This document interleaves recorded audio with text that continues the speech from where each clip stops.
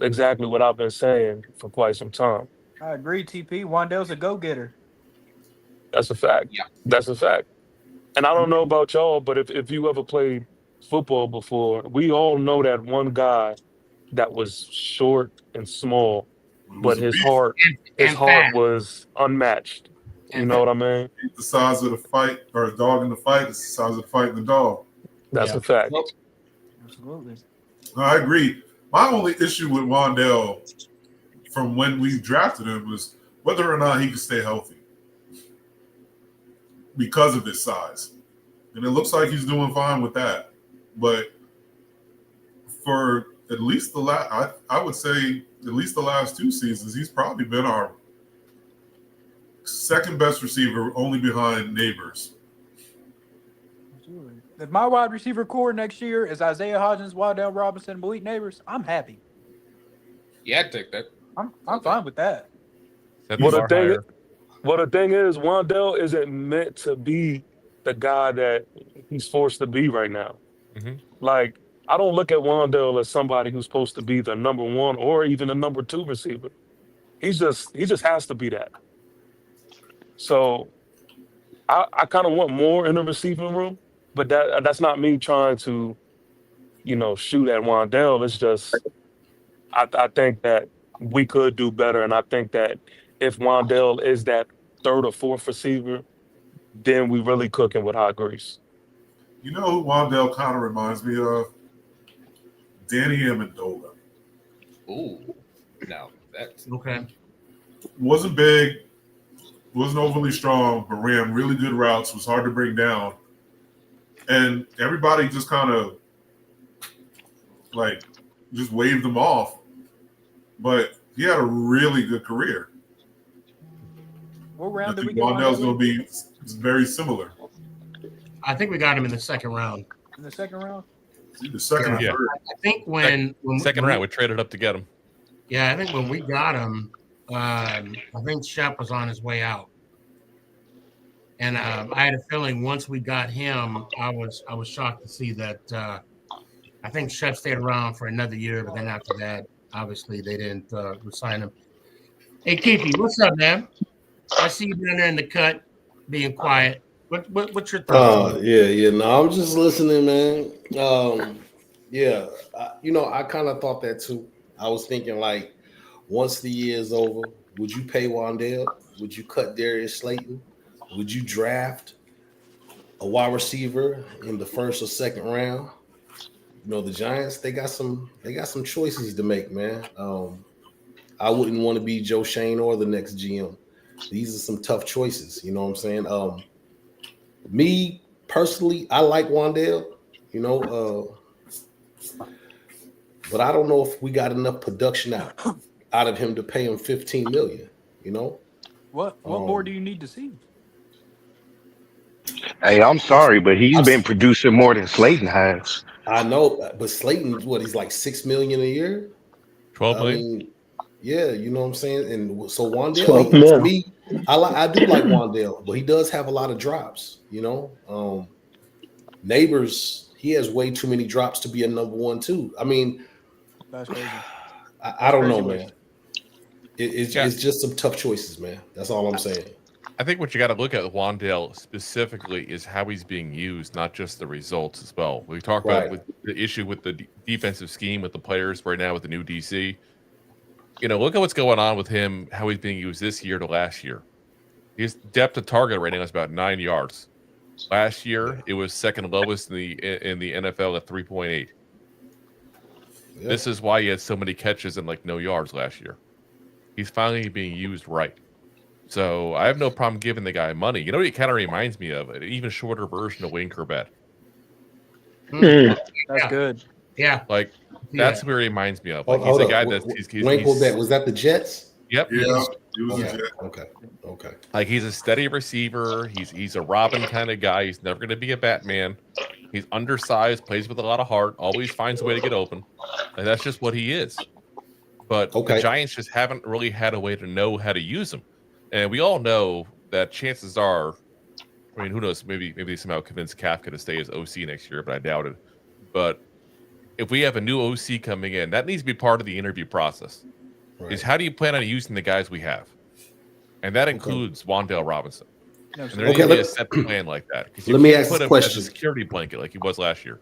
Let me ask this question then. How would, because I've thought about this for a long time. How would they fix this wide receiver room? What would you do? Would you Bring in draft or actual would, talent. Look at who we brought in this year at wide receiver. We brought in a bunch of guys that were basically return guys and special teamers and couldn't catch the ball.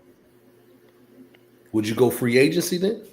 You're going to have to a certain degree. But what I'm saying is, I'm not saying don't get the big names. Everybody wants to talk about the big names. It's flashy. Everybody's fun talking about. Oh, we'll go get Jacoby Myers. We'll get this guy, that guy. You know, let's go trade for Chris Olave. How about just get me legit, solid NFL wide receivers? They don't got to be stars. Just get me a guy who can go ahead and put 300-400 yards up a season. We already got a guy in Neighbors who can put up, 1,200 yards with Daniel Jones as his best quarterback. We already got a guy in Wan'Dale Robinson who easily can be a 100 catch kind of guy. We already got one deep threat at least in Slayton. Just get me legit, solid NFL caliber receivers. I don't need stars. You know what else?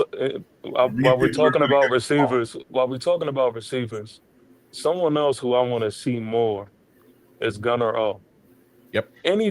He's like, to me, he's one of those guys that is reliable and consistent. Like, good things happen when he's on the field. And I just want to see more. I mean, yeah, he's doing a good job at the kick return game, but I want to see him as a receiver. I want to see what that's like. I used to pray to God every time the team kicked us the ball. I don't gotta pray no more when Gunner catches the ball. I still do just in case. Yeah, I still do just in case Eric Ray gets back there again. Oh, right. First play back. Turbo like that, man. He couldn't even catch it. I was flipping Now, out. let me ask you guys this. I know we're talking about Wan'Dale, but the question I have for y'all, does it bother you that his, I guess, drop rate is among the bottom half of the NFL?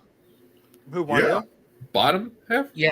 Does that concern It does and it doesn't, because I've seen Wan'Dale catch the ball and immediately get hit and fly halfway across the field and still hold on to it. Yeah. Right, So because- those numbers don't mean a lot to me unless you drop the ball on 3rd or 4th down. It Well, does because- bother me. It bothers me. I only want to bring That's that up respectful. because TP, you bring up a good point. I mean, homeboy is dangerous in space. Okay. But as though we can almost count on Jameis throwing 1, maybe 2 picks a game, it's almost we can count on Wan'Dale dropping 1 or 2 passes. Yes, sir. However, That's fair. let's not forget Jameis threw for over 400 yards. Wan'Dale had, over 130 some yards in the first half. So it's like you gotta pick what you choose. It's like the good and evil, if you will. You're right. He'll get you 100 and some yards a game. Wan'Dale will, but then he'll drop the ball 3rd and 4th down. Well, Sneaky, I'll tell you this. This is the thing about the receiver position and drops, is that drops come with the territory. Facts. That's just gonna happen, right? I agree. I can agree But with that. what matters to me is 2 things. When do those drops happen? And secondly, are you giving me production with those drops? See, it's one thing to just have drops and then nothing else to show for it. But you have a game like the last game, right? Well, Wan'Dale Robinson made you forget about the little bit of drops that he had. Granted, they were tough catches anyway, but he gave you so much production, it canceled them out. So Does that come into effect, TP, with Theo Johnson? yeah, for sure. And that's and Theo Johnson, to be honest with you, He's got. I don't want to jump to that discussion because I don't want to skip anything. But that's a great example because Theo Johnson was frustrating about him before these past couple games was when he was dropping the ball. It was happening on like key 3rd downs Yeah. when we needed it the most. 4 touchdowns. Yeah. But Theo Johnson's been picking it up as of lately. But anyway, just I think to me, if Wandell can continue to produce and he can continue to be a guy that is reliable, then I'm not really too gun hold on the drops. Keefe, what your thoughts are?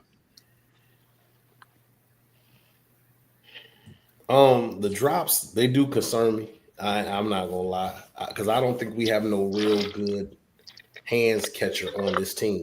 I mean, our best hands catcher might be Neighbors, but he drops a couple Hodges. too. Yeah. Oh yeah, no, you're right, Hodges. And Bellinger, I got to say too, is pretty good hands usually. Oh, Oh yeah, that's a fact. Yeah. Yeah. He Count did tight drop ends, one on it's Sunday. Bellinger. Bad time me to say that, but No. I think All right. Hodges only had like one. I mean, correct me if I'm wrong. One drop, and about Wandell, I don't think he dropped third and fourth down. I mean, I can't recall. Please correct me if I'm wrong. I think it was Denver. I can't recall if he threw any like big. I mean, any third down pass is a big one. But I'm sorry, Keith. I interrupted you. Go ahead. No, it's all good. Wandale's a body catcher to me. I'm kind of back and forth when it comes to Wandale. I'm a Kentucky Wildcat myself, so I'm gonna be real with you. I'm a little biased, but I want to see more out of him. I mean, the University of Kentucky, Wandale was unstoppable, but he is a running back by trade. You know what I'm saying? So I kind of understand why his hands they're not up to par like you think they would be. I know he's been at the wide receiver position for a while. A running back's a running back. If you've been playing it your whole life, you're really a running back, and that's the whole point. You want to get him the ball in space so that running back can kick in and he can get a little shifty, but we ain't really been able to see that. I really just want a real good hands catcher. Like y'all know I had a co-host, he's a Chargers fan.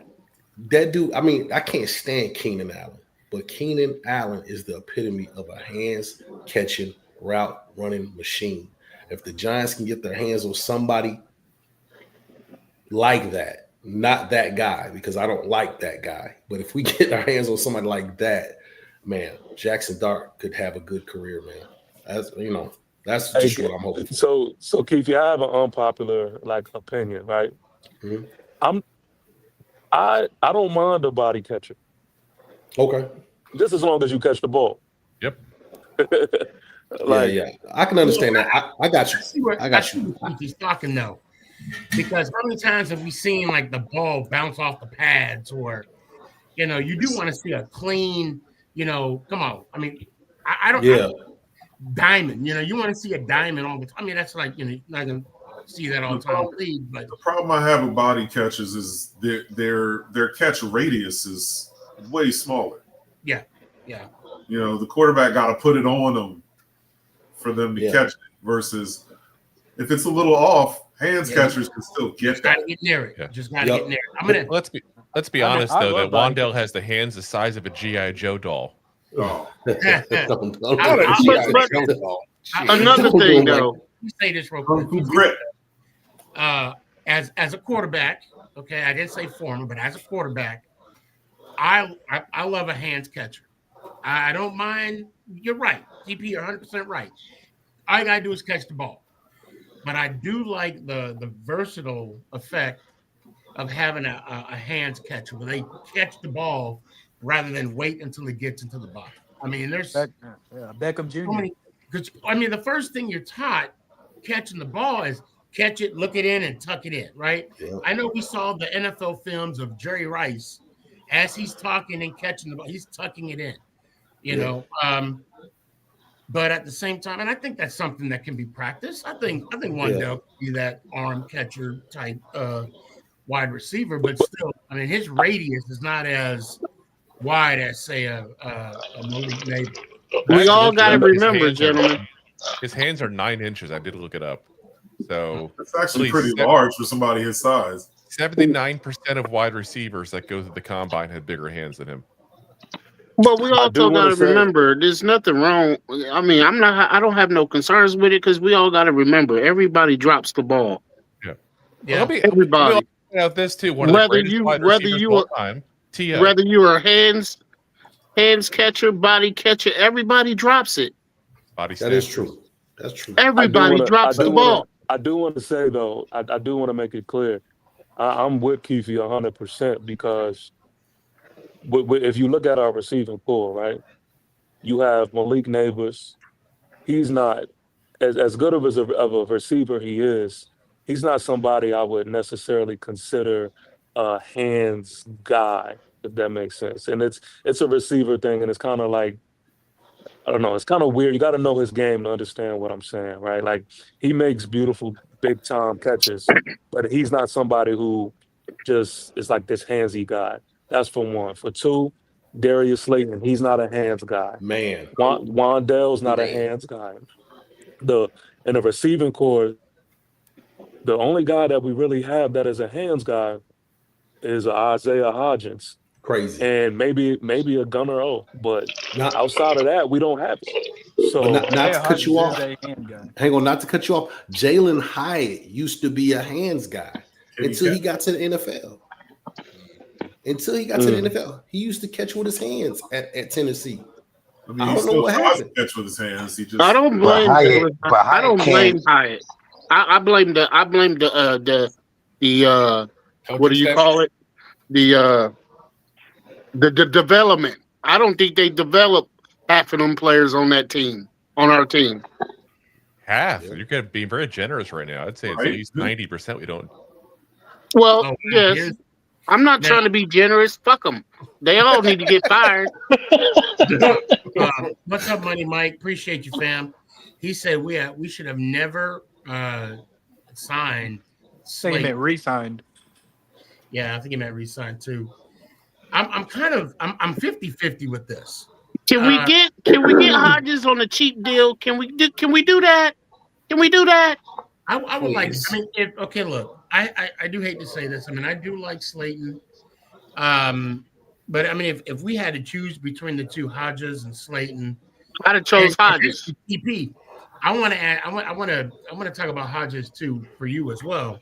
But if I had to pick between the two, with the short samples that I have this year of Hodges and Slayton, I mean, I would have to lean towards Hodges. Now, TP, I want to ask you a question too, because I remember we were talking about, or you brought up Hodges and who else was the receiver that got let go? Humphrey. I'm sorry? Will Jordan Humphrey? Yeah. And I think you were leaning towards Humphrey because of the small sample size. And I remember saying, well, from what I saw of Hodges, of course, I like what I see. Has your opinion changed since? oh yeah, for sure. I my biggest concern with Hodgins is that maybe we were looking too much in the past, and I didn't think that we were going to get the Hodgins that we knew and love. I just thought there was going to be some regression in Hodgins, but I mean, he looks like the Hodgins that we know him to be. So I mean, that changes everything for me. Now I got to throw this out there, guys, because I'm confused. Okay, I am truly confused. Why did we not re-sign him? Why did we let him go? I'll wait. Why let Hodgins go? Yeah, why did we let him go? Because he did nothing the last year he was here. He's already doubled the production when he did the last years with us. I can look at the stats real quick. But it's not. But we stopped going to him too. Exactly. I'm not saying otherwise than that, but I'm saying that's. Davo did. It can't be because of the stats. Okay? So because if I'm not mistaken, hold on one second, Drew. Let me get you're good. I'm a little perturbed. Go for it. With you, of course, Drew. But with the situation, because he was one of the focal points, okay, in our playoff run in 2022, if I'm not mistaken. And then he was basically a ghost in 2023. He was released, brought back, put back on the practice squad, maybe brought in a few games, and then released. I mean, I honestly thought he did enough And of course, I don't see what he did in practice. I don't know what issues he had with coaches or front office, agent, whatever. That part I don't know. I'm only going off of what I saw on the field. I thought he was productive. I thought because of the fact of what he did on the field, that he had the momentum following in the next year. So I say all that to again ask the question, what the hell happened? Why did we not resign him to a Brian contract? Daboll. Why did we put him on a practice squad? Like what was that made no sense. That's what we always do though. And it's not just with Isaiah Hodgins, it's just what we do in general. Like, if you find the answer to that, then maybe you'll find the answer as to why we stopped going to Daniel Bellinger as well. Yeah. Brian Daboll. Facts. I believe it can only be two things. It was either last year, if I can remember, it looked like he was kind of getting locked down. He wasn't really breaking away from coverage. It could be that. Or number two, a lot of teams will start going away from you just so you can't get another contract. It's a contract deal too. You know what I'm saying? Yeah. So that could be a thing too. Once you start getting that popularity, that notoriety, because he did kill it in that playoff game, man. I thought he was gonna get a bag for real after that playoff game. He's the only reason why we won that playoff game. Hey, he was cooking. What's your boy name? Patrick Peterson. Man, he was cooking. But when he became the focal point the following year, you see he couldn't be a number one. He couldn't do it. Hodgins, yeah.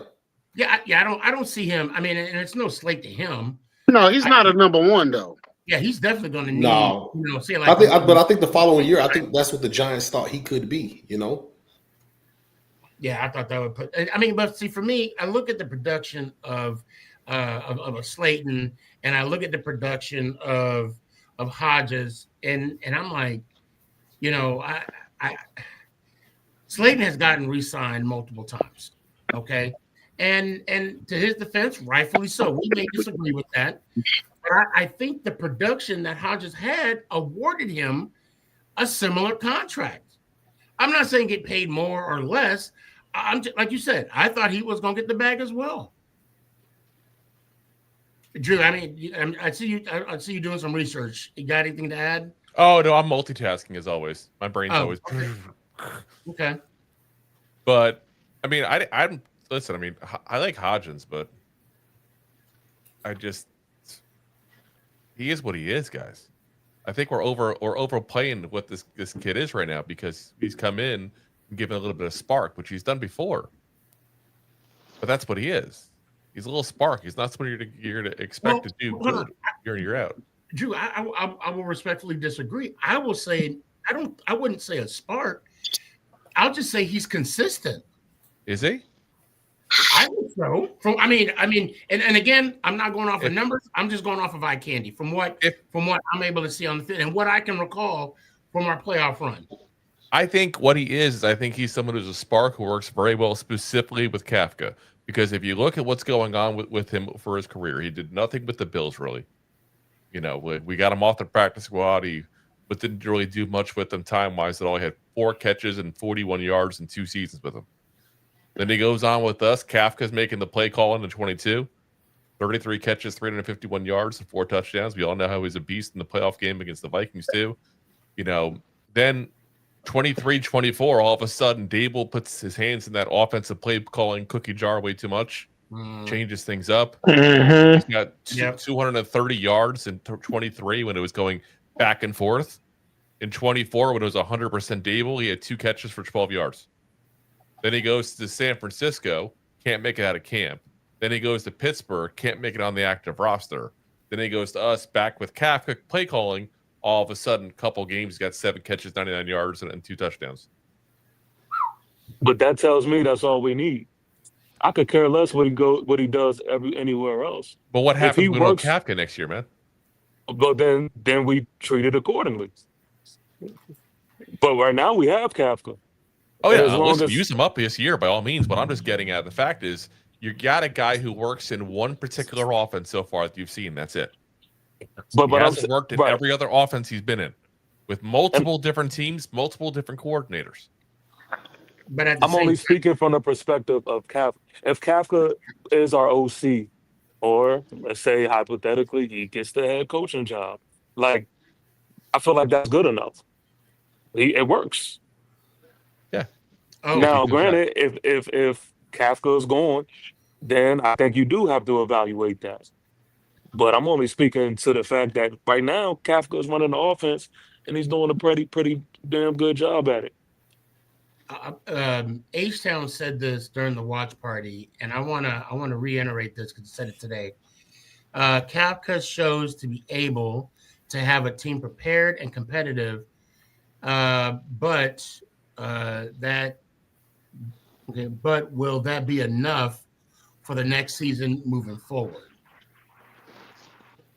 I'm not But now, gonna lie to y'all. I'm not gonna lie to y'all. okay, Kafka is really impressing me right now, and yeah, I haven't Same. I haven't ruled him out as a head coach candidate, and I know a lot of Giant fans have done that.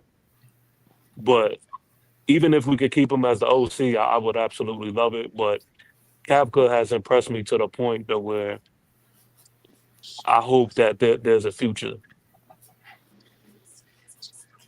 I think if he keeps going the way he's going to be the Giants head coach.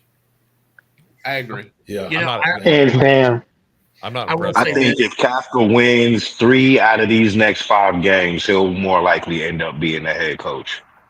I'll say this Yeah. about Kafka. When I first saw that one special play, where they threw it back when they threw it back to what you call it. Hold on.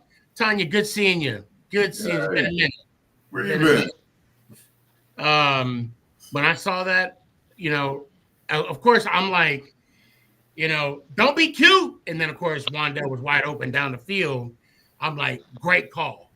And then of course when I saw Oshevsky throwing the ball, I'm like, what the fuck are we doing? And then of course when James caught it, ran the end zone, I'm like, good call, coach. Way to go, Yeah, we seen that reaction, man. We seen that yeah. reaction on TikTok. Yep. So I think, it kind of goes hand in hand. Now, I will say this. What I am impressed about Kafka is that I am seeing that the team is playing for him. I am seeing that. But we're not playing complimentary football. Now, that could be Shane's or Bowen's fault. We could say that could be Bowen's fault, whatever the case may be. But, to H-Town's point, they are looking prepared, and also now I'm starting to kind of second guess Dable a little bit. Why don't A little bit. Now you're starting to second guess Dable? You know me. I'm too nice. You know me. Where's Mama Boss? Where's Mama Boss? I'm gonna have her take you to the doctor right now because you got delusional thinking. What I'm saying is, like, I'm starting to think, maybe we should have went with Jameis in the beginning of the year. Oh, okay. Maybe we should have went, with a different type of package deal. Why Well, don't we same take off- outcome though, Sneaky. Same outcome because the defense was still fucking playing horrible. Take off maybe and then restate that for me, please. What do you mean? We should have gone with James in the beginning. We should have started Jameis off. Yeah. I asked Jalen this, and I'm gonna ask you guys too. What was happening in practice that they decided to go with Russ when everybody else has looked better than him? Oh yeah. All right, I got pushback on that. I'm not gonna allow y'all just to treat Russ like he's just absolute garbage. He is, TP. He is. Against the Chiefs, TP? All right, so cool. Oh wait, so you cool. were there. Hold on. TP on the floor. Go ahead, TP. What you got? Name me one garbage quarterback that has thrown for 450 yards, and I don't care who they went against. Well, you should care. No, because y'all try to do that for the sake of the argument, and I can't stand it when y'all do that. But, Like, but how many times do you see a college quarterback look great when he plays Poly Christian Tech, West Texas, Abilene? why are we talking about Christian college Tech? right now? But Why I'm are we saying, talking like, about that's what it college? is. Like, No, he was it's playing not. a It was defense not. It was with versus a nobody professional healthy. team. It was versus Nobody a healthy. The professional. I worst don't defense. care. I don't care. He did it. He did it. We were supposed to win that game. But I'm giving you the analogy, and you're like, why are we talking about college? That's the analogy. He That was isn't the playing analogy because backups. every team, I respect every Backups. team that's on the National Football League. But he was That's playing not the same as backups of the college. worst defense in the entire league. I That's what they don't were at the time. care. What did he do versus them?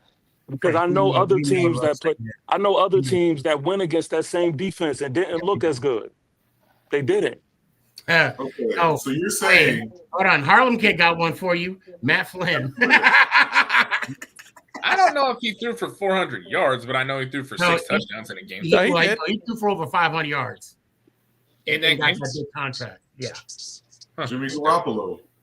So He just didn't I look don't very think Jimmy well. did. He just didn't look very well after that game, though. TP also, he just didn't look very well. Right. So I why mean, do that was y'all? the only game.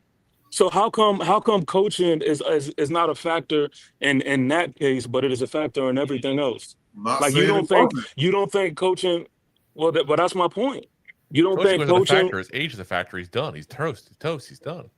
Now, if we would Yeah, have got, but if we would have got, I'm not running with that, man. You throwing 450 yards, I'll take Against you as a backups of the backup worst any day. defense in the league, yes. Okay, but everybody didn't do that. Again, everybody didn't do that. And I do. What I'm saying is, I do mean it respectfully.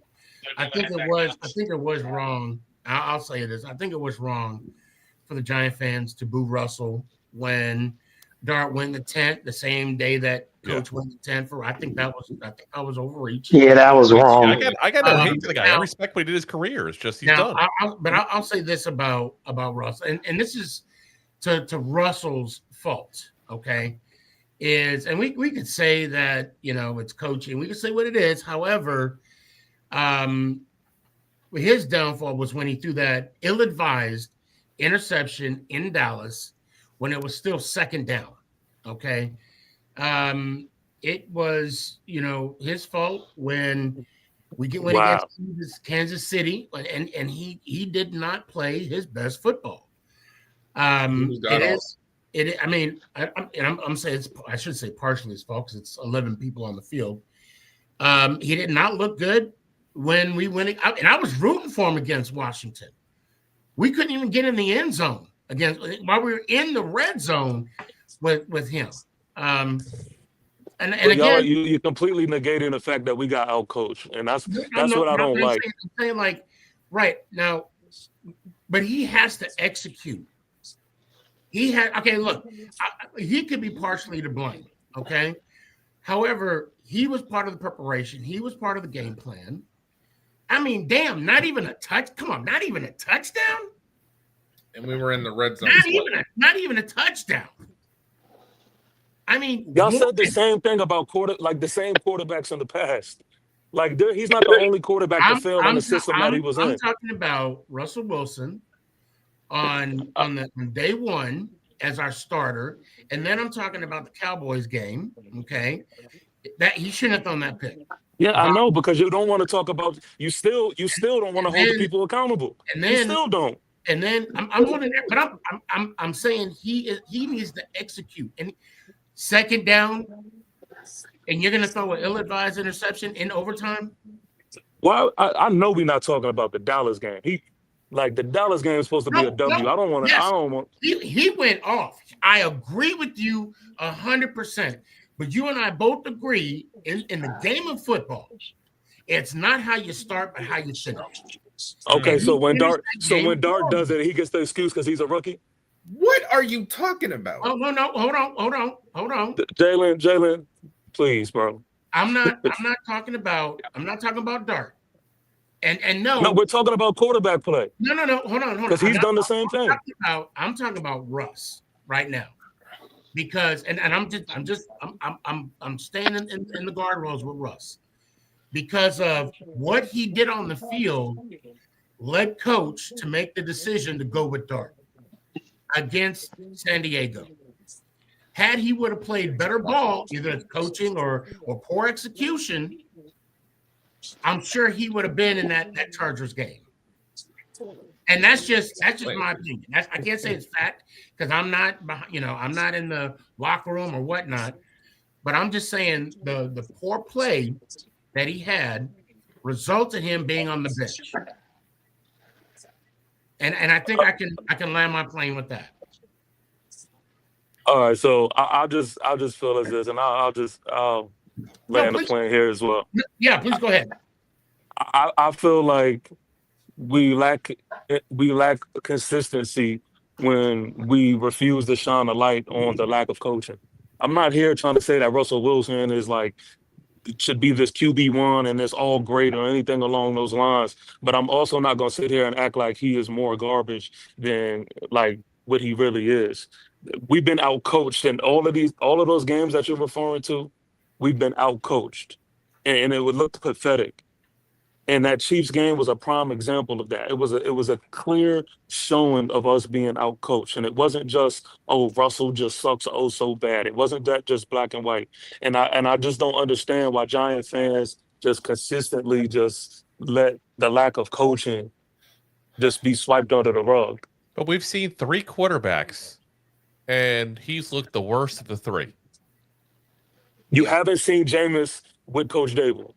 But I'm saying we've seen him in the same offensive coordinator, same play caller. No. You haven't seen him with Coach Dable.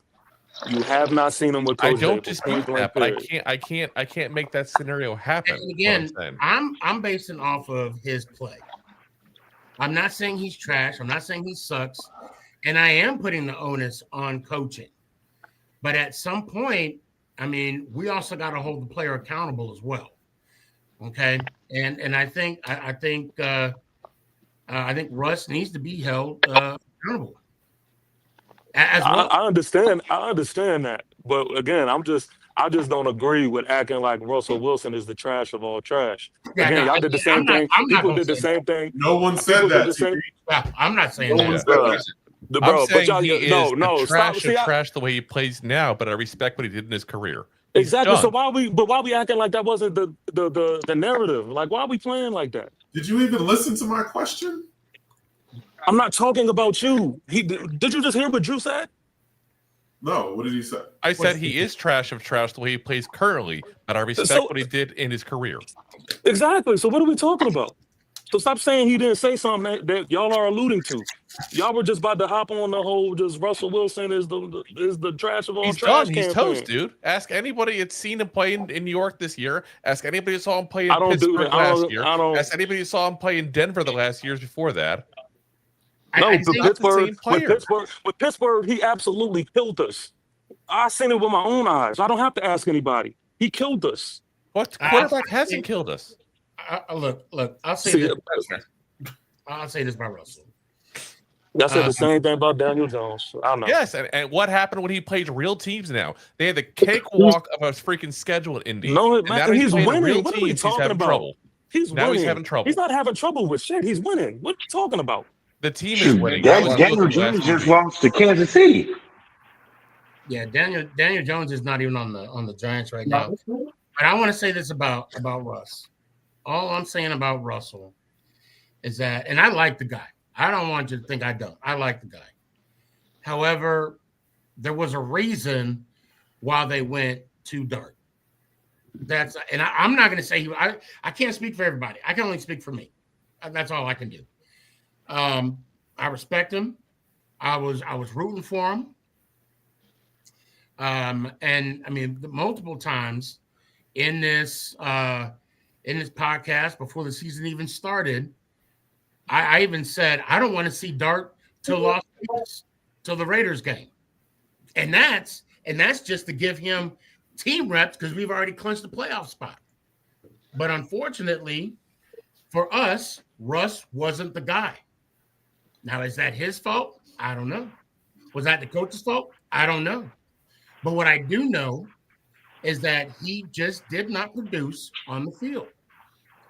Thus, because of his lack of production, that's what put Dart in the game.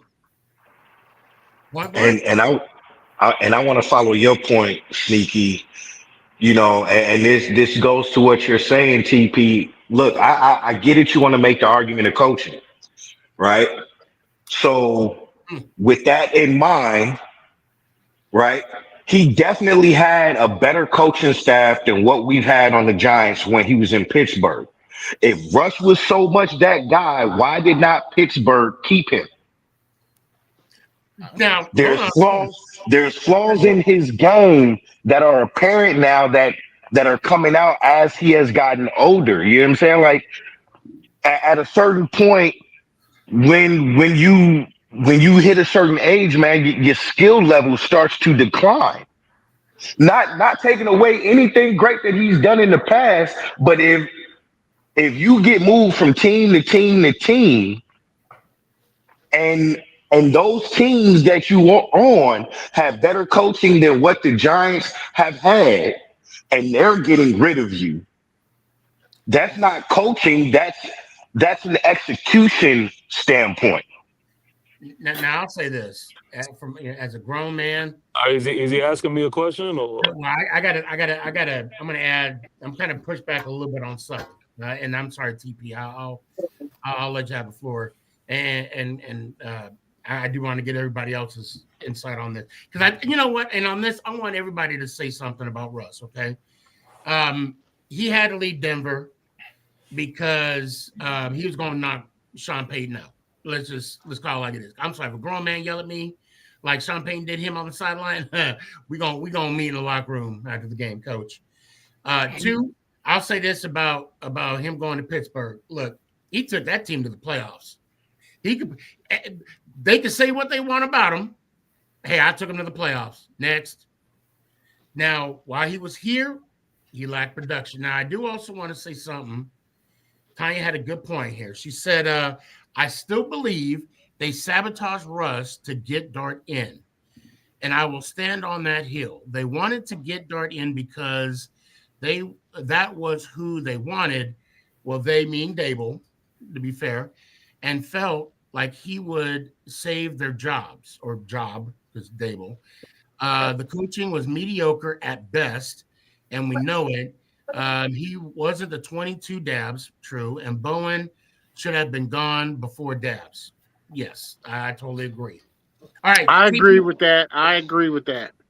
TP, I want to ask you the question because I want to make sure you get the floor as well. Do you want me to go to you first, or do you want me to go to the panel first and then come to you? How do you want to work this? No, I'll let everybody say their piece. Okay, Keithy, you got 30 seconds. Russell Wilson, go. Okay, there's a few things that happened with Russ. One thing, Russ did not have good protection coming off the left side because we had Marcus Bowe and Hutchinson. If AT was healthy from the jump, his situation might have been a little bit different.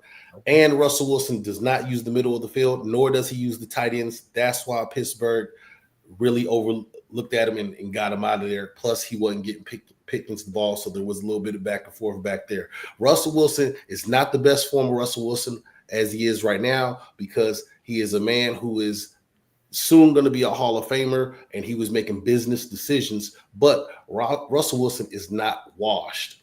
He's not washed. I mean, we've seen him. He was taking hits. He was running. He was sliding. He was doing half the stuff that he knew he could do, and some things he just couldn't do. And that's really what it was. It was a mixture of both. Left tackle not there. He don't utilize the tight ends or the middle of the field. And now you got Jackson Dart there that does a little bit of all that. Mark G, Russell Wilson, what you got? First game, let's just say he was just so discombobulated and stuff. But the second game, he came out and stuff. When he threw that interception, and then after against Dallas, and then in the third game, it's like, you know how Spagnuolo likes to put people on lockdown and stuff. It's like he didn't. He was irrelevant and all that. And then, the crowd said Dart and stuff. And I felt sorry. I felt sorry for Russell. He's a cool guy and stuff. But he wasn't the guy to me. Yeah. Casey, what you got? I still want to know what was going on in practice that had Russell Wilson as the starter versus Jameis or Jackson Dart? I don't know. I wasn't there, but I wanted to see if anybody had some insight on that. I think that from what I've seen of Russell this year, he's not. I don't think anybody's going to pick him up at this point. He hasn't shown. He has one game under his belt that was like, okay, maybe he can still play. But 1 out of 3, and then I don't think he's going to get another contract out of that. But crazier things have happened in the NFL. Jalen, 30 seconds. You got Russell Wilson. What say you? Okay. First game, mid. Second game, awesome until that last pick. Third game, god awful. And honestly, my dad did have a point when he said I don't understand what was going on in practice that they didn't go to Jameis or Dart sooner, because it's like they have both looked significantly better than Russell Wilson did this season. All right, Drew, what you got? Like I said, I mean, I just think he's washed. I don't try to be rude when I say it. I think he had one good game against a horrible defense where everybody was injured. I think the rest of it showed you what he was. You saw how bad the offense changed when he went in the games after he lost the starting job. Like I said, I don't want to be disrespectful about it. It's kind of the same as we talked about Dable and the guys like that. It's just when it's time, it's time. And I think we probably all should have seen the fact that Sean Payton literally paid millions and millions and millions of dollars to let this guy walk 2 years ago. Yeah. It's time. I truly believe that helped Pittsburgh decision as well, because they got him on the cheap. I mean, look at what Richard Sherman even said about him on Thursday Night Football. He said point blank, he doesn't have the Legion Boom to bail him out anymore. Oof. Facts. And again, I want to say Richard Sherman is like the king of tactfulness, but it's like he's not the first former teammate to talk trash about the guy. Right, but let's also agree, Sherman is also a system cornerback as well. 100%. No, but that's why I'm saying in general, when you have former teammates talking about you like that as well. All right, Sully, what you got? What you got on my 40? Russell Wilson. I ain't got nothing on your 40, homie. Nah.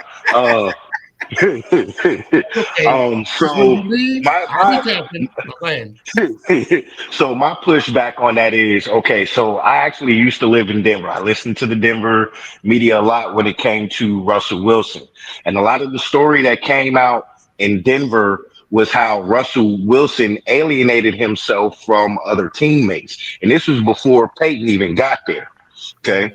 So with that aspect, and then you look at the energy level of when Dart came in versus when Russ was playing before he got benched. We played flat. Now, granted, yes, we got out coached. We weren't prepared, but we were still playing flat as a team. When Dart came in, we had more energy. We had more excitement. A little bit better prepared, but we still ended up getting some of the same results. Even with with Jameis Winston coming in, okay? We still had that excitement, that fire. It seemed like the rest of the team wanted to play for those quarterbacks, but they don't want to play for Russell. So that says more about the person, to me, than it does about coaching. Now, we wanna add in coaching and everything, but again, he took the Steelers to the playoffs. But why didn't they keep him? Right. They wanted You see what I'm saying? They wanted Fields over him. And Fields even left the Steelers. Yeah. You know what I'm saying? So then what is your point then? Well, my point is it's time to put Russ out to pasture, and to say that we sabotage play calling just to get Dart in. I can't buy that, because if you're saying, because it would just save Dable's job, you don't think putting Russ in the beginning wouldn't have been a knock on saving their jobs and them not calling the right plays to win games. Like, I'm sorry, I just can't buy the fact that they call plays to intentionally sabotage Russ. No, they called some of the same plays for Russ that they eventually called for Dart, and Russ did not produce to the level that the other quarterbacks have been producing. And then another thing, which Keefe has said earlier, Russ cannot utilize the entire field. So already you're handcuffed as far as what plays you can call because your quarterback cannot utilize the entirety of the field. So if you can only play 1/3 of the field and you got 2/3 left that you're not even using, no, you're not going to produce at all. And that's a knock on the quarterback, not coaching. All right, I got to go to Daryl. Daryl, what's your thoughts? And then TP, get ready. It I all want to this is hear what it your all closing boils down argument. to. Go He's ahead. not listen. He's a Hall of Famer quarterback. He's not garbage. I'm not gonna say that. That's just disrespectful. But what I tell you, what I will tell you is, and what catches up to everybody is Father Time. That's it. Father Time caught up with Russell Wilson. That's it. All the time's He's under. not garbage. They didn't sabotage anything. The man does not want to be hit like that no more. And what's the first thing a quarterback does when he don't want to get hit and he's at that age? They get rid of it. Prime example, Aaron Rodgers. What does he do when he doesn't want to get hit? He throws the ball away. Father Time just caught up with Russell Wilson. That's all I got to say on that. TP, you get closing arguments, man. What you got? So I agree that Father Time is caught up with Russell Wilson. And I'm not saying at all Russell Wilson should be the starting quarterback or whatever it is. My only point is that I'm not sitting here saying that Russ is garbage. I No, don't I'm believe not that to going to be do that either. Yeah. I don't believe that to be true. Also, Sully, if we have coaches that are coaching the same game for Russell Wilson that they are doing for Dart, then that means they can't coach. That absolutely means they can't coach because they are two different quarterbacks. And to be honest with you, Dart saving grace is the fact that he could extend plays. It's not that what he was doing coaching wise was just oh so beautiful. No. And so all in all, Keefe really just said everything that summarized pretty much what I was saying. But you go in a game and you throw 400 plus yards, no matter who it is against, because of the situation that Russ is in, he's not getting benched as quickly anywhere else in the league than he would here. And that is another factor that you also have to consider in this whole grand scheme of things. But let me ask you this: by getting a quarterback in the first round and knowing the investment that you're putting on this quarterback, and knowing the situation with Russ, only basically a 1-year quarterback, a bridge quarterback. Because remember, I really do believe if Russ was 3-0 rather than 0-3 going into San Diego, or at least 2-1, Hell, maybe if we won, maybe the only reason why he played that Kansas City game was because the fact that he threw 455 yards. But I hear you, and I definitely respect your response. And Keefe, you brought up some really good points. I completely forgot about the fact that AT didn't come in the game until, if I'm not, was it San Diego? I think that's when Thomas came in, right? It was the Chiefs. He played a couple snaps in the Chiefs game. That's They right. played the first half, wasn't it? He was on a snap count. I think it was like 25, if I'm not mistaken. I think it was on a, and guys, I'm gonna tell you right now, I'm getting goosebumps, and I'm saying this right now because we love the Giants and we're speaking good Giants ball. And I'm having a good father moment. You know, when your kid did something and you like, that's my, you know what I'm saying? Like that's how I feel right now, because we had a legit argument and some legit pushback. Can I say this last? Can I say this Oh yeah, last yeah. thing? Go ahead. I don't want us to forget what the main objective was when we were in the beginning of the season, and I think it was not even up to Coach Dable at that point. The reason as to why it was concrete as to a veteran quarterback starting is because the whole plan was for Dart to develop and to be that guy that was supposed to be Coach Dable's project and that quarterback that's going to be the franchise guy for the future. So to answer Jalen's question, I don't even think that was ever an option for Dart to be the starting quarterback. I think it was always going to be between Jameis and Russ.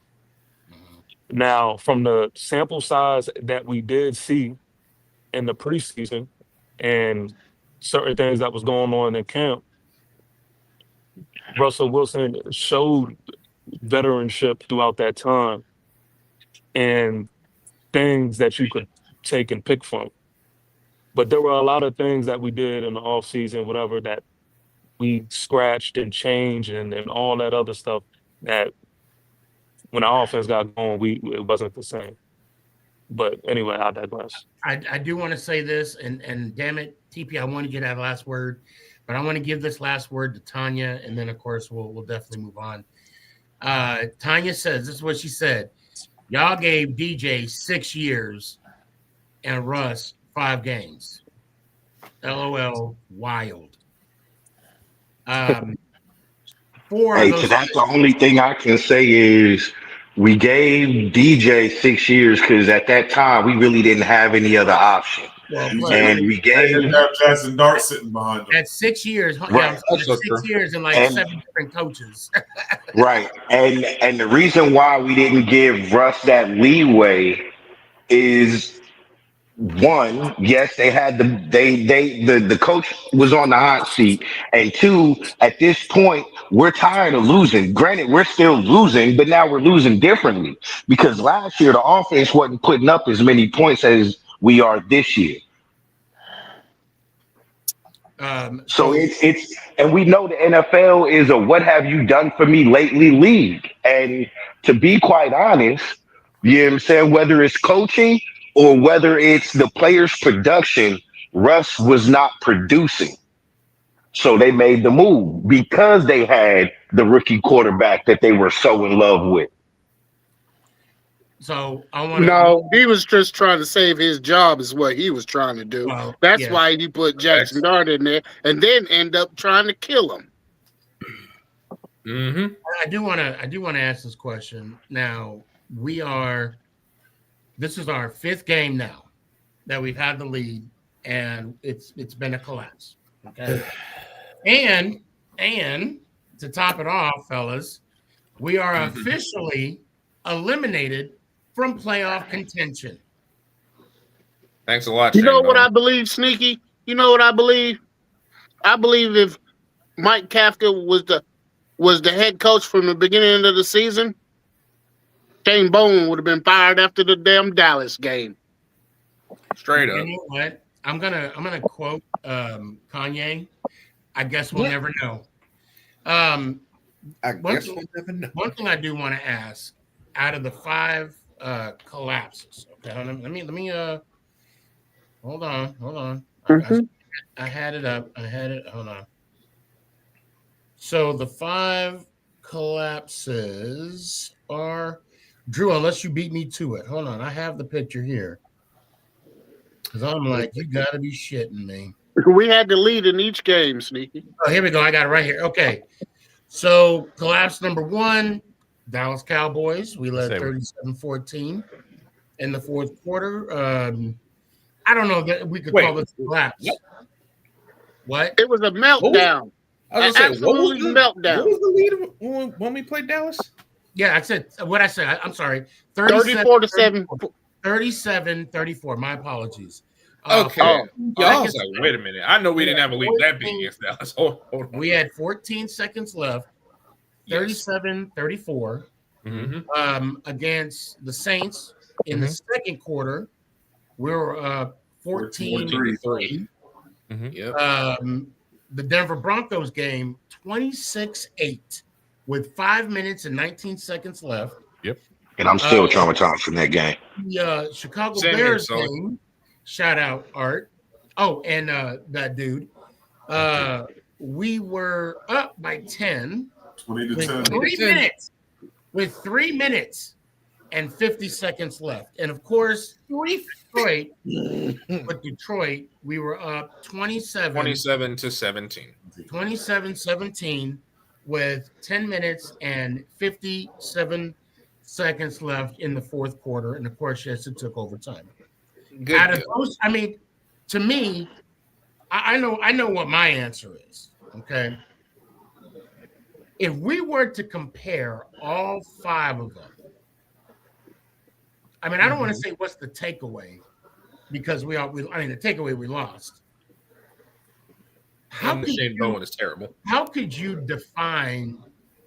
I guess I want to know, like, at what point during the season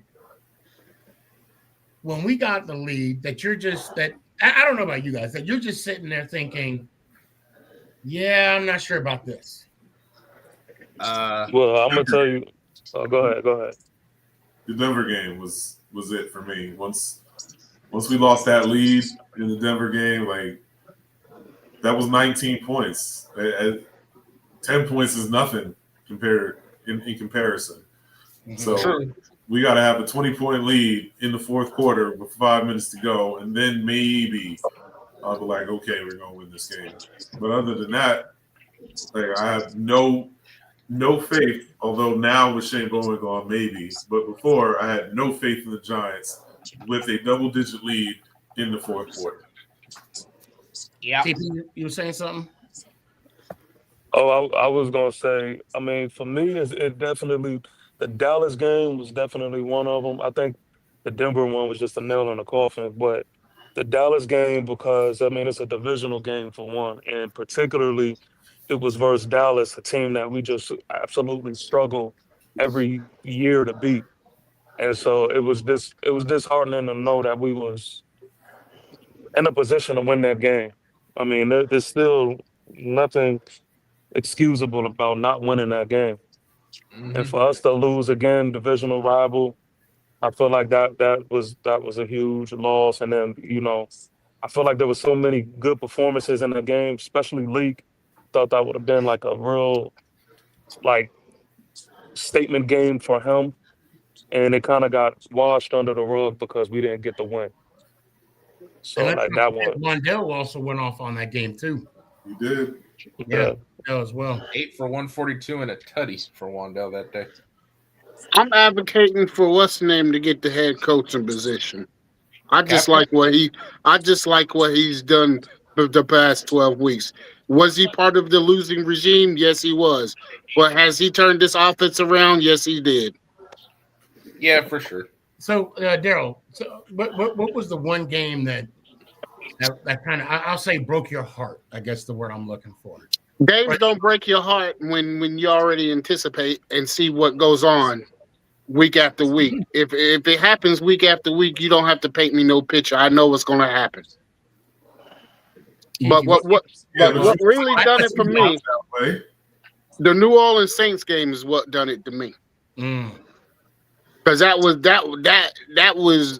the game that we were supposed to win. That was a winnable game. Yeah. I'm trying to figure out the whole Kafka opening up the offense thing here, though. Still, like we got 27 points in an overtime game last week. We had 20 points the week before. The Giants for the season are averaging 22 points. That's 23 and a half points.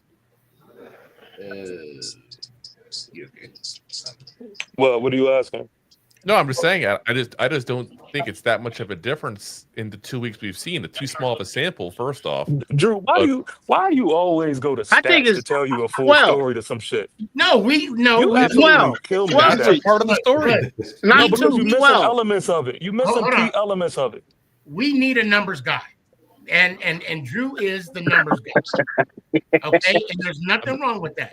I'm the numbers guy, and I'm white chocolate apparently. I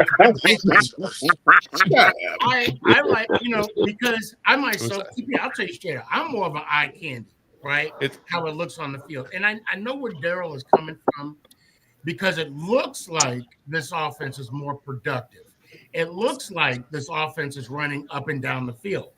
It looks like this offense is scoring points. But of course, when you put the numbers on it, it's the same thing. No, you fell for that bullshit. No, listen, are we not? Why are we missing out the factor? No. I'm just giving the Oh my comparisons God. between Drew and myself. It's no see, this is the thing. And this is where you gotta have the eye test to judge all of that shit. Forget the narratives, forget what everybody's telling you, forget all that. What is your eyes telling you? What is your football knowledge telling you? Forget the stats. They don't we tell a full have story all the we time. have a identity. Let me finish. Because I want to just say this one main point. You know why those stats is bullshit? Is because Kafka is doing a lot with a little. Yep. He doesn't have a Mhm. Malik Neighbors. He doesn't have a Scatterbo. He doesn't. He's working with a Darius Slayton who was going ghost on us, absolutely ghost. so And is that so not the when you scenario before Dable left? no, it wasn't the scenario. What are we talking about? It was absolutely not the scenario. And he's So- doing it, and granted, my last point, he's doing it versus teams that are true contenders. He's not just doing this versus, a little itty bitty whatever team. That's scrub one He's variable I'll doing give you in a heartbeat. By the way, read 100% Well, of actually, that part. to be fair, like to your point, TP is like we don't really have any like scrub teams left on our schedule. Yes, we It's- do. Raiders. We got the Raiders. So, Oh, so got the let me, Commanders. let me ask TP a I question. totally forgot about that. TP, this question is for you, man. My bad, Joe. So I tend to agree with Daryl regarding the offense. Okay, it looks like the offense is opening up more. Okay, so I A agree little with bit, that. yeah. And I'm going off of eye candy. Would you say the same thing? For sure. I Okay. think that We was, look I like we thought that have was an obvious. identity. We look like we have an identity. We run the ball more. We run the ball to open up the play action. That's why Exactly. Rondell, the past 2 weeks, that's why Rondell has been open the way he has. I mean, it just looks like we are running the ball more than we was when Brian Dubbo was that head coach. I mean, I'm But seeing Daryl, all. You know what? but Hold on. I want to jump on Daryl real quick. Pause. What you said made perfect sense because of the fact that when we played against the Packers, I got to tell you, that offensive line was something else. That offensive line was pushing. I mean, we were winning the line of scrimmage. And I noticed that in just the first 5 plays offensively. Now, yes, I would have loved to have a win, especially at home. However, if we're going off the eye candy test, and if we're talking about, Kifka opening up the offense more, I can actually say from what I saw in the Green Bay game, he sure as hell did run. He opened up the running game at minimum. I mean, hold on. I didn't look at the box scores, and forgive me, Drew. I know you would have. What do you want to know, Sneak? I love you guys. I love you guys, but I love you guys, but I don't go off stats. I go off by what I see by the players producing on the field, and what I see is good football on the offensive side of the Giants. But stats tell Amen. you a lot as well. It's a kind of a combination. Like you could say the offense looks great and everything. Well, if they're still scoring the same amount of points, they can look as great as they want. So okay, hold Same on. Okay. result. So tell me what our record would be if we would have never gave up those five blown leads. I'm saying specific to what you're saying about Dable versus Kafka as far as the offense looking better the last couple of weeks. Right. And first off, for the record, the first thing I said is it's very small sample size, and that's what I'm sticking to right now. Okay. But what I'm just saying in general is what I need to see is they can look great, they can be exciting, can have big plays like last week. All I care about is how many points we put on the board. That's the only stats I care about on offense. How many points you put on the board. Same as on defense. The only thing I really care about is how many points do we let them put on the board. That's the thing Well, that makes see, you win or lose in the end. well, this is where I challenge that, because the thing is this: time of possession factors in that as well. Yes. Because I was just about to say it. what I've seen in this sample size from Kafka, and this is not just a Coach Dable thing. This is a problem around the league, especially that matchup versus Green Bay. Singletary and Tracy both had 10 plus carries. Campbell, When you run, a lot of teams get away from the run way too fast. And so what you're getting right now is you're getting a more quality aspect of the offense. It isn't just banking on what Dart can do for you. You're But Dart's actually in the last utilizing. week. Casey Well, got his hand that's the up. beauty of it. That's the beauty of it, because now you could also see the full picture of what you're able to do and what weapons you have to work with. Had 1,000 yards in one game. So we're saying The points offense scored is not the looks most more important thing. versatile. That's what it is. Oh, that's Oh, fair. yep. More versatile. That's it. That's it. More explosive plays. Drew, let me ask you this Well, though. you can So get I more know- explosive plays because it's more versatile, because there's the threat of the run, as opposed to just sitting back and shotgun the entire time, looking to pass all the time. With that versatility comes the defense being confused as to what you are trying to do, which turns into big plays. So Drew, real quick, I'm looking at the box scores for the rushing yards. Now it looked like we got for 38 carries, we had 142 total rushing yards against Green Bay. Yep. What Do we get game, points off carries though? I'm sorry? Do we get points off of carries? I want points. It's all I care about. No. I get But that. you need a defense Jesus to stop. Christ. I'm just. You I'm need. just- hold on, Daryl. Thank you, Daryl. What I'm asking with this, 'cause I don't know if you have the stat pulled up. What other game did we have the highest amount of rushing yards? What game did we rush more than say 142? Has there been one? I mean, I'm assuming Philly. I mean, the first time we played Philly, that's what I'm assuming. You talk about the points, Drew. Yes. This is a prime example. Cincinnati Bengals.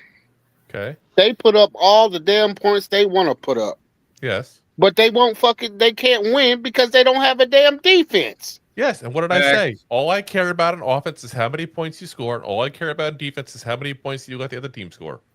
And Yeah, that's but it's my not that and wide and gray, that's the though. point. It's not That's that- the Oh, that's the point I was By trying the to way, make. the answer to the question Sneaky had, the most rushing yards was against Philly. It first was Yeah, the first 172. matchup, 172. The Yeah. second most, 169 against the Bears. The third most, 161 against the Chargers. And the fourth most, 142 against the Packers. Yeah. Okay. Huh. Okay. Well, Man. Now, if I were to play devil's advocate, right? If I were to go against Kifka, and I'm looking at it right here, we have averaged at least one turnover. Well, actually, he took over the Packers game, so yeah, we've had 3 turnovers in the last 2 games. Man, if y'all get your heads out the stats, man. My thing is, what I'm trying to say is, all I'm trying to say is, guys, that if we wouldn't have had fourth quarter meltdowns, we all would have a totally different conversation, because we would be going or headed into the playoffs. Yeah, that's No. true. Okay, and you know, that's the point I'm trying to make. to your defense, Russell will probably still be starting right now. Playoffs? You kidding me? Playoffs? I I just hope we can win a game. Win a game. Hold on, H Town dropped some wisdom here. Hold on a sec. What matters is go ahead, Jalen. Okay. What matters is keeping the O-line and O-line coach together and bringing in a real defensive coach with a king's ransom for the top draft pick, load up, D tackle, DB, wide receiver, linebacker, and get back into contention. No corner. Okay. He said DB, Dad. So that's Yeah, all hand in hand. Man, I have. Hey, can we stop with all these short ass damn wide receivers and go get a tall, bulky sized receiver? Well, I mean, we had one. We could have signed Jordan Humphrey. that's not the Dable offense, though. That's why we have him. So, I mean, now is it the Oh, Cap okay. offense? We'll find out. That was all Dable. That was all Yeah. Dable. Can I say one thing real quick? I just have a question for. Are you saying you want your wide receiver strong? Is that what you're saying, Daryl? Hell yeah, I want a Plexico Burns. I want a pop back strong. I want a country Fred motherfucker back there. Yeah. That's right. Daryl wants somebody that been out in the field talking hay bales all day. Yeah. That's an offensive lineman, not a wide receiver. Yeah, like Because what's that boy over there? Keefe said, what's that boy over there? The Chargers, Keefe, what's his name? Keenan Allen. Keenan Allen? Okay, something like that. Strong, brother. You want a strong. You want a nice. He's got strong hands for sure. I don't want all these Danny Amendolas. I don't want all them. I want somebody tall, somebody can go up and get that 50-50 ball. Who was that wide receiver for the Cardinals? Was it David Boston? Was that his name? Yep. Yeah. David The Boston. size of a tight end. Yeah. Ain't Just nothing wrong with it. Don't Ain't mention his nothing wrong name with in it. San Diego. Whatever you do, don't ever mention his name in San Diego. Oh, really? Okay. No, they He hate signed that. He signed that big contract and stuff when he was at Arizona. Then he went to San Diego. He just flopped. Just stop caring entirely once he got paid. Oh, you mean like Kenny Galladay? Yeah, no, but Oh Lord, have mercy. No, he didn't. Mute that brother. Who said that? Mute that What? brother. That was my dad. Kenny Gallo. he's more like Galloway, the Albert dude. Hainsworth of wide receivers, is what he is. He got paid to stop caring. Just saying, Galladay fleeced us. For real. Honestly, I honestly think that he did fleece us. You're right, but I think it was just as much on us for not seeing the medical things there. There had to be something there. They didn't That's scout or obviously me not having anything. the Yeah. knowledge to actually have the records. Obviously, I don't have his medical records. Obviously, but don't tell me you go from a 1,000-yard receiver to a guy who came and get 500 yards basically. Facts. After a I hip don't injury, see and how there wasn't something there. I don't see how Ronnie Barnes kept his job after that. I don't understand that. Wait, and how who we did he talking keep about? his job? Kenny Galladay. Yeah, Kenny Galladay. I don't see how. I don't want to say Ronnie Barnes in that one specifically, even though I brought him before. I don't know whose job that is to look over that stuff and figure that out. Okay. I'd assume he's a part of that, but without knowing for sure, I don't want to blame that specifically on him. Okay, because I was thinking it was Barnes too. I don't know. That's what I'm saying. I don't want to say either way without having that knowledge to have the right person to blame on that. But there's somebody who should picked up on something. Would that be the We'll worst? just contract pigeonhole the Giants medical do? staff. Yeah.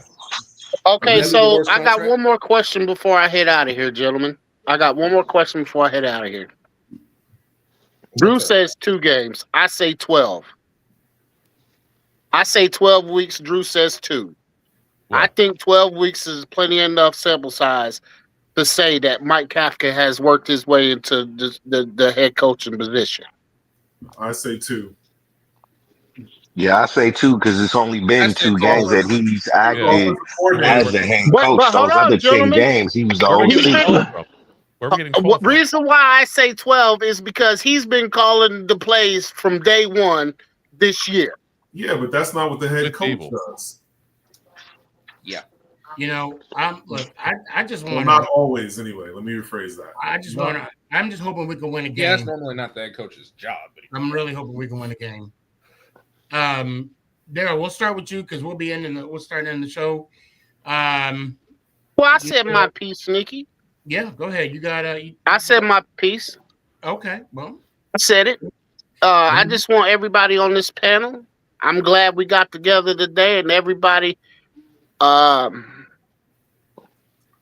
If you got loved ones that you don't speak to, please call them and see how they doing and everything. I need to do the same because I don't. I just want everybody on here to do that, and hope everybody has a wonderful Thanksgiving. And let's go Giants. Ow. Appreciate you, fam. Happy Thanksgiving, brother. We're all gone. Sully, what you got? Hey, I was just going to say I'll go next too because I got a flight coming in soon. So, like I said earlier, man, I'm gonna start it off this way. I hope everybody has a wonderful and blessed Thanksgiving. You know what I'm saying? Make sure you speak out loud to all the things that you are thankful for. It's not just about the food, but it's about that family togetherness. Like Daryl said, reach out to your family, love on them because tomorrow's not promised to no one. Now, with that being said, when it comes to the Giants, man, I I kind of like the direction we're going in. I do hope that we get a competent head coach and a competent and aggressive defensive coordinator.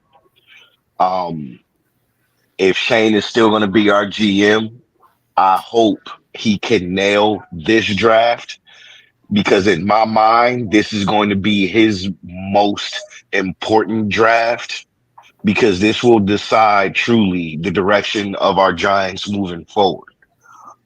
Um, Hopefully, Monday or not Monday, hopefully Tuesday, when we meet again, we will be having a victory conversation versus what we should be doing moving forward.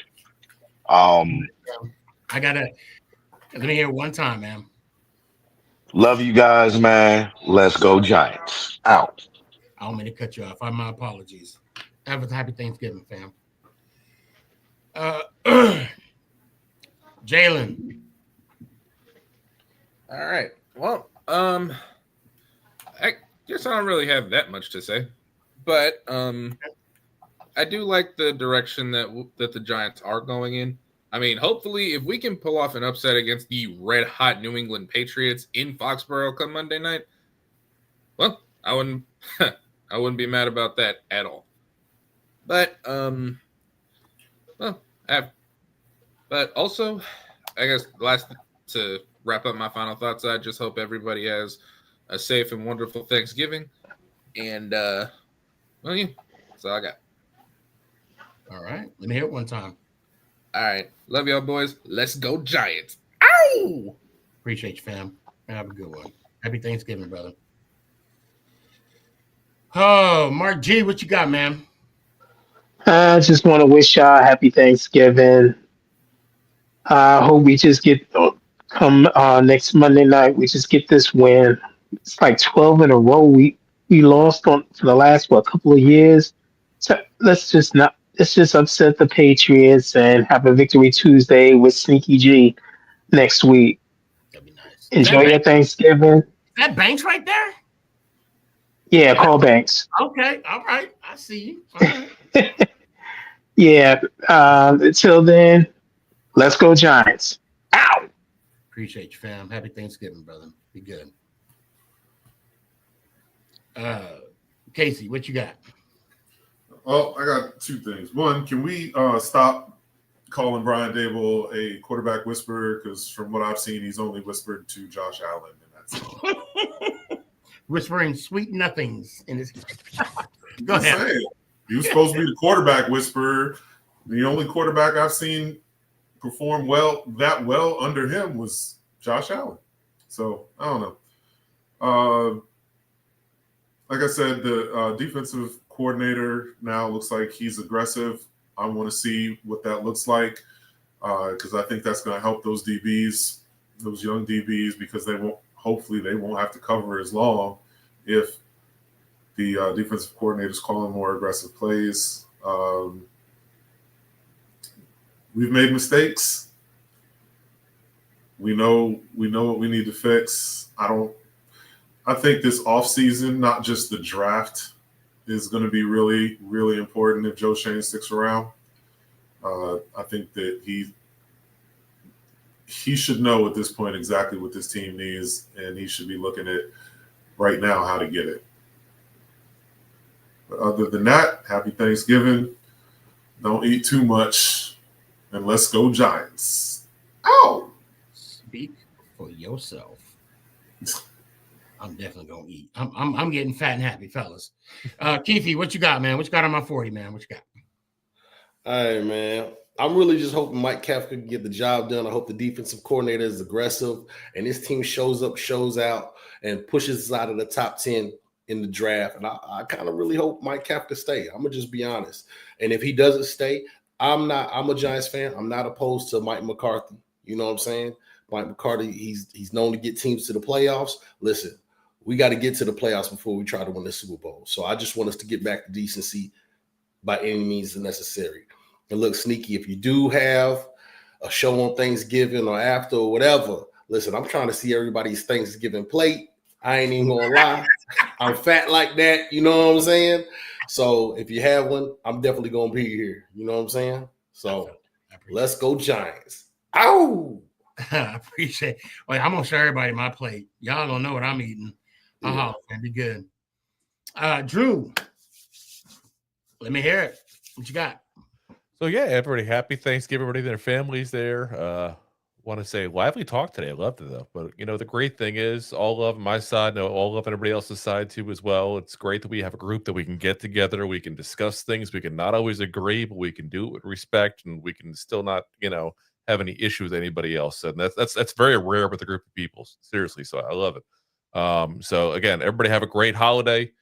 See you all next time I'm on. And as always, let's go Giants. Ow! Hell yeah. And yeah, I'll see you in a sec. TP, what you got, man? Yo. Yeah, man, I second that. I second that. Anytime that I can talk like I talk to my brother and my cousins and stuff like that, that means I'm super comfortable. And this is the place for Giant fans to do just that, be super comfortable and have real football New York Giant talk, man. So shout out to you, Sneaky G, for the platform to allow us to do that. And I'm gonna end it on this, man. I'm looking forward to seeing what Kafka and Dart, you know, cook up. Kafka has my interest. I'm not gonna lie. We'll see, how this unfolds. But outside of that, let's go Giants. Ow! Appreciate you, fam. Happy Thanksgiving, brother. You know what? Thank you, TP. Thank you, Keefe, Drew, Jalen, Casey, Mark D. I owe you. I saw that you fell off. I got you. You ain't getting off next time. Hell, I mean, look, we had a great show tonight. And you know what I love about debates? We need to have the conversation. We need to have that conversation because, one, that's the only way we're going to learn. And I don't know why I got the hiccups. Because for us, I'm not always right. Even though I believe I am, that don't mean I am. But when I learn from other people and their perspectives, I get a better understanding of how I may be right or how I am wrong. Shout out Keith. He brought up a good point. I completely forgot that Russ had a, weak left side of the offensive line during the season. I love these conversations. I love the fact that you allow me to be on your laptop, your iPad, TikTok, whatever the case may be, so we can have these conversations. I see the chats. I try and read them all. Sometimes they get away from me. But if I had to say one thing that I'm thankful for, of course, I'm thankful for my family, my wife. I'm going to tell y'all right now, I can never say I never won a lottery because I won the big one with her. She puts up with my shit 24/7. You're only going to see me 2 hours or 4 hours a week sometimes, not including game day, of course. That being said, I'm thankful for you guys. I'm thankful for the 13 people on TikTok right now. I'm thankful for the 9 people that it went up to like 20 something a few minutes ago, but I'm thankful for everybody that allows you guys into your living room, whatever the case may be. Staple Gum 98, I see you. I thank you as well, Staple Gun. Look, we got some heavy hitters on this show, and I'm proud to say that. And I'm saying that very confidently because we love our team. We're dedicated to our team. And that's the way we roll. And one day, this will all be worth it. And damn it, I can't wait. I hope every single one of you has a very happy, joyous, fat, and happy Thanksgiving. I have some homework for you guys. That I need you to do for me, okay? If you have a piece of pumpkin pie, grab a piece of pumpkin pie or some sweet potato, okay? So if you got some pumpkin pie or some sweet potato, I want you to get one slice of each, okay?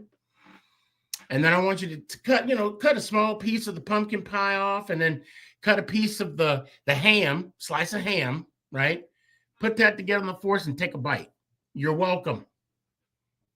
Don't knock it till you try it. Don't sit there and say, ew, gross. I'm telling you, the sugar flavor, the sugarness or the sweetness from that sweet potato or pumpkin pie with the saltiness of that ham, your life will never be the same.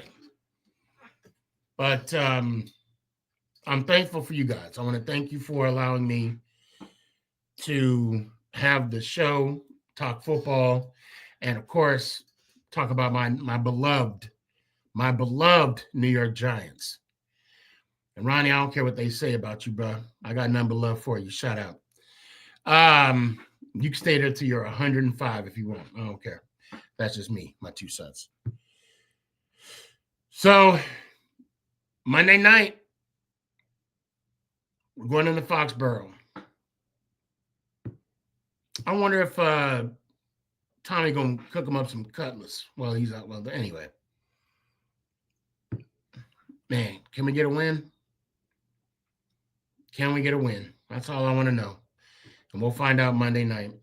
Until then, I'll see you all for the watch party Monday night. And thank you to those that donated. And until then, make someone smile. Please make someone smile. It's that time of year. Check on your friends, your family. Make sure no one's alone. Okay? No one needs to be alone during these times.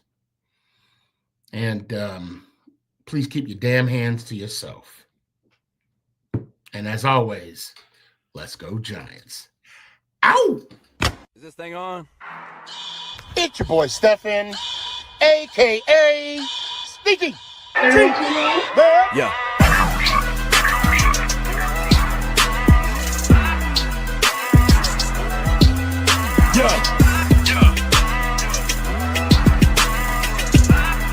Lyrical assassin. Let's go Giants.